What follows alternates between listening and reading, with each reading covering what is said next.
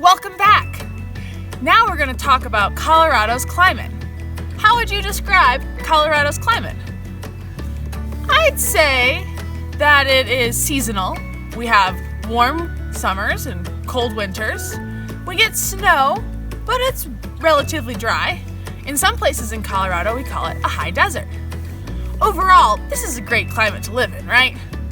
I think so. We can live here. But Colorado's climate wasn't always like that. Today's question is, what did Colorado's climate used to look like, and how do we know?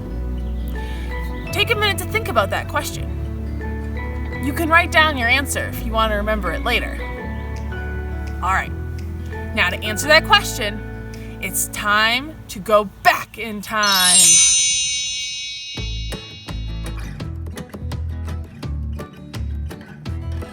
We're at McCoy Fossil Beds in McCoy, Colorado. This is BLM land. That stands for Bureau of Land Management. That means that it's public land. So it belongs to me, and you, and you, and you, and you, and you. It belongs to everyone. And anyone can come explore as long as you follow the rules. Now, we are out here at McCoy because McCoy used to be in a tropical climate. Close your eyes and imagine an ocean or sea and palm trees and beaches. Open your eyes. Does this look like palm trees and beaches? It's kind of hard to imagine, but if we get really close to the rocks, we can find some clues. Let's go look. As we hike, we can see patterns in the sandstone. Can you see these ridges? Do these ridges remind you of anything? They look to me like waves. This is the remnant of an ancient beach. Let's get a closer look at these rocks. What can we find out here at McCoy? Here are some of the fossils that I found. Do they look familiar to you? What's that? You think they look like seashells? You're right. These are ancient brachiopods, which lived in the ocean. So if we know what animals lived here, and we know what kind of environment those animals need, we can figure out that it used to be a warm tropical place. So what happens next?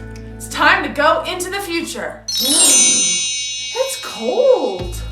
About 140,000 years ago, all of Colorado was covered in ice and snow and glaciers. But how do we know? We're gonna do an experiment to figure that out. Glaciers are large sheets of ice that have formed over thousands of years. They're very cold and very heavy. In this experiment, we're gonna use an ice cube to be a glacier. And for our landscape, we have a nice tray of dirt. Glaciers, because they're so heavy, tend to travel downhill. So here I've got my glacier, and my glacier is traveling downhill. And what's happening to all the sediment in front of my glacier? Yeah, it's getting pushed to the side.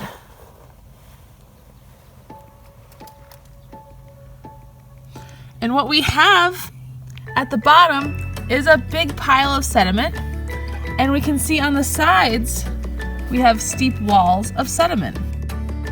The piles of sediment left behind are called moraines. Now you can see these glacial moraines in Rocky Mountain National Park.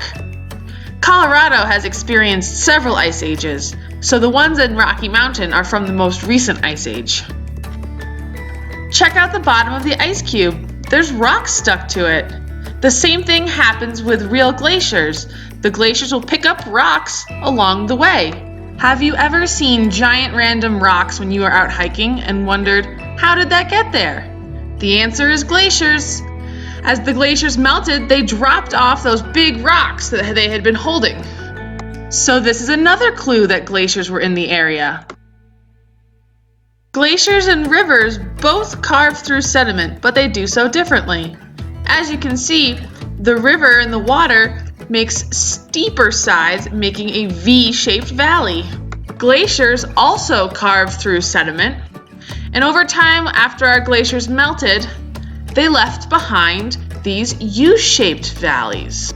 We can see these U-shaped valleys all over Colorado. This particular valley right here is the Maroon Bells near Aspen. So the clues that we had glaciers are moraines, erratics, and U-shaped valleys. Will it be cold forever? Well, obviously not, because somehow we got to the climate that we're in today. So now we're gonna fast forward. We're here at Walking Mountains to find some more evidence. In this closet is where we keep our specimens. Specimens are samples of animals that we can look at to learn more about animals, plants, and where they come from. Aha! Here is what I'm looking for. What do you notice about this model? Does it remind you of anything? I'll give you a clue. It's a body part. Nope, not a foot. I'll give you another clue. It's in the head. Yes, it's a tooth. Scientists like to learn about animals by examining the things they left behind. What do you think we can learn from looking at teeth? Yes, we can learn what an animal ate. What do you think this animal ate? This tooth is from a mammoth. Can you see how it's flat on top? That tells us that this animal ate plants. Specifically, this animal was able to eat soft grasses. What kind of climate might have soft grasses? Adaptations on an animal's body can give us clues to the environment that the animal lived in. Just like how those mammoth teeth tell us that the mammoth ate grass. We know what kind of climate grass needs to grow, and so we can extrapolate and say that the climate when the mammoths were around was way warmer than the Ice Age. So now we have the answer to our question. We know how Colorado's climate has changed because of geology. We can use rocks, fossils, and landscapes to read the history of Earth's climate. Now the next question is, can we predict the future of Earth's climate? Stay tuned for the next video.